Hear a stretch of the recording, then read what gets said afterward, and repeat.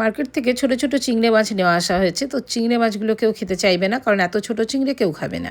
তো সেই জন্যই ভাবলাম একটু অন্যরকমভাবে বানাই। চিংড়ি মাছগুলো ভালো করে ধুয়ে পরিষ্কার করে দিয়ে দিলাম মিক্সির জারে, তারপরে পেস্ট করে নিলাম।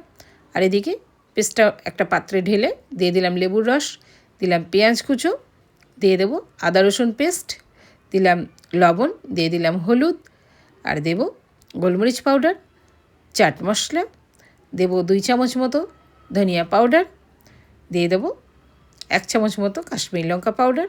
আর বেসনটা এটা যতটা মাখাতে লাগবে সেই পরিমাণে বেসনটাকে দিয়ে ভালো করে একটু শক্ত করে মাখিয়ে নিতে হবে। আর তারপরে এদিকে রিফাইন্ড অয়েল গরম হয়ে গেছে, এগুলো একে একে পেঁয়াজির মতো করে দিয়ে একদম সিম আছে এটাকে একটু সময় নিয়ে ডিপ ফ্রাই করব। আর একটু মাঝে মাঝে যেমন আমি খুন্তি দিয়ে চেপে দিলাম ওইরকম চেপে দেবো, তাহলে এত সুন্দর লাগবে খেতে, দারুণ একটা রেসিপি।